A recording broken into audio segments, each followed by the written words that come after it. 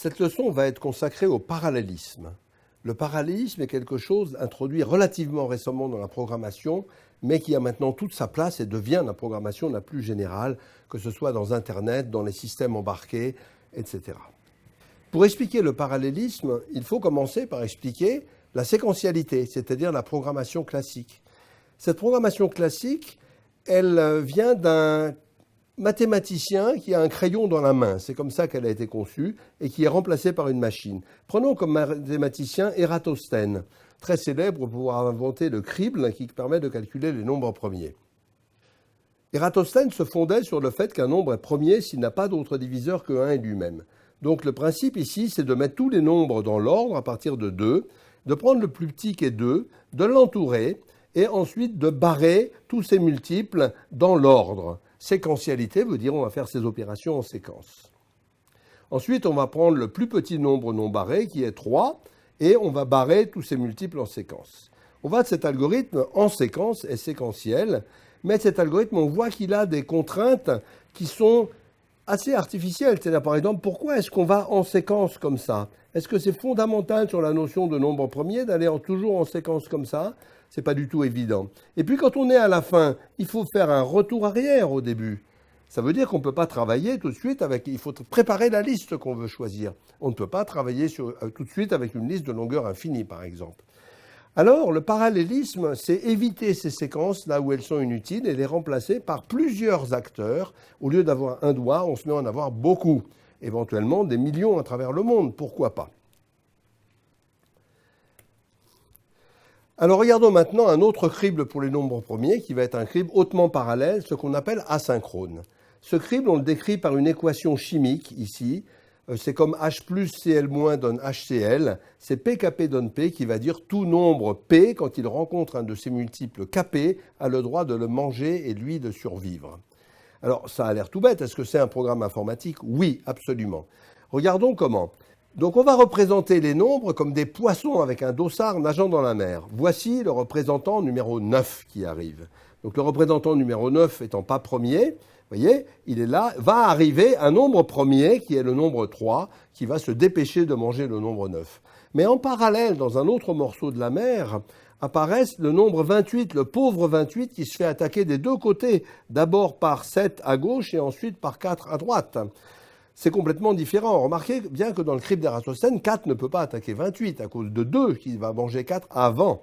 Mais ici, c'est possible que ça se passe aussi, parce que 2, ici, le poulpe 2, va arriver et manger 4 avant que 4 ait le temps de manger 28. Mais ça pourrait être tout à fait l'inverse.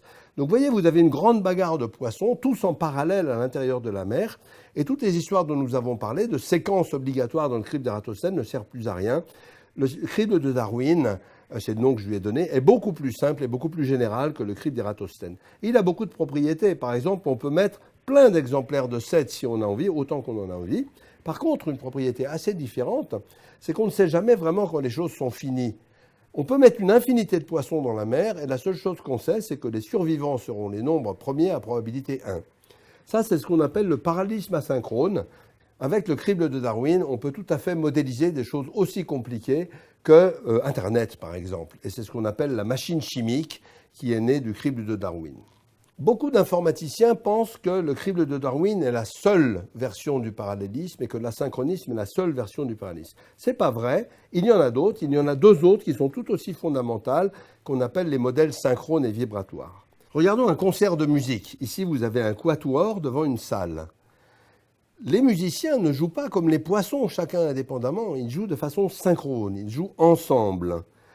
Et puis, les spectateurs qui sont dans la salle, quand ils regardent les musiciens, ils négligent la vitesse du son. Ils ont l'impression que le son leur arrive instantanément. C'est ce qu'on appelle synchrone. On va faire semblant que la propagation de l'information entre objets parallèles est en temps zéro. C'est aussi ce qu'on fait pour les planètes dans le système solaire avec les équations de Newton qui nous disent que la gravité se propage, il n'y a pas de temps de propagation de la gravité, elle se propage en temps zéro. Évidemment, Einstein a dit que ce n'était pas tout à fait vrai, mais par exemple, quand vous faites de la musique ou quand vous jouez au billard, vous ne vous occupez pas de ça. Ça, c'est le modèle synchrone. Le temps de propagation est nul. Dans le modèle darwinien, dans le modèle asynchrone, chimique, le temps de propagation était arbitraire. Ici, il est nul. Il y a un autre modèle qui est le modèle vibratoire. Vibratoire, c'est que le temps de propagation n'est pas nul, il est connu, il est prévisible. C'est le modèle de la propagation du son, de la propagation de la lumière, de la propagation des vagues dans la mer. Et ça, c'est un modèle qui va être utilisé par les acousticiens qui règlent la propagation du son dans la salle pour que les spectateurs entendent un son agréable. Ça, c'est le travail des acousticiens. Ce n'est pas le travail des musiciens. Donc, vous voyez ici deux modèles qui sont très différents du modèle asynchrone. Le modèle synchrone, qui suppose que le temps de propagation est nul, et le modèle vibratoire, qui suppose que le temps de programmation est connu. Donc, en résumé, il y a trois modèles du parallélisme. Le modèle asynchrone des poissons qui nagent dans la mer, chacun à leur vitesse. Le modèle synchrone des musiciens ici qui jouent ensemble et doivent se synchroniser. S'ils jouent asynchrone, la musique est terrible. Et le modèle vibratoire qui concerne l'acoustique de la pièce. Comment est-ce qu'on donne un sens à ces modèles en informatique, ces modèles vibratoires et synchrones? Eh bien, on va faire semblant, quand on programme, que le délai est de 0, et dans l'implémentation, on ne va pas pouvoir faire ça, bien entendu, mais on va contrôler très précisément le délai. Et quel est le principe? Le principe est de faire une boucle totalement constante, qui est une boucle ici, qui consiste à d'abord lire les entrées, ensuite calculer la réaction, enfin générer les sorties. Et pourquoi cette boucle est-elle importante? Parce qu'elle sépare complètement les fonctions de lecture, calcul et gestion des sorties. Et au lieu de les imbriquer, par exemple avec un système d'exploitation classique, on va les imbriquer parce que le système va être asynchrone, il ne va pas comprendre cette histoire de synchronisme et de vibration. Et donc, voilà. Donc, qu'est-ce qu'on dira qui est synchrone? C'est tout ce qui se passe dans un seul cycle. Et ce qui est vraiment vibratoire, c'est qu'est-ce qui se passe à l'intérieur du cycle. On sépare bien ces deux notions. Donc on a une notion ici de temps logique. Le temps logique, ce sont des événements instantanés. Une entrée provoque instantanément une sortie. C'est beaucoup plus facile pour raisonner, pour faire des mathématiques, pour programmer. Et par exemple, on le voit en mathématiques. Quand je dis je calcule C égale A plus B, on ne met pas de temps là-dedans en mathématiques. Et puis vous avez le temps de l'implémentation, le temps physique, ici. Comment est-ce qu'on relie ces deux temps? Eh bien, par le calcul du temps d'exécution, le pire, WCET qui est ici, qui veut dire Worst Case Execution Time, et ce temps est très important. Et par exemple, le Worst Case Execution Time, pour un circuit, ça va être 1 milliardième de seconde si le circuit tourne à 1 GHz, mais pour un avion, ça va être 1 centième de seconde si c'est un avion, par exemple un Airbus, va se piloter au centième de seconde.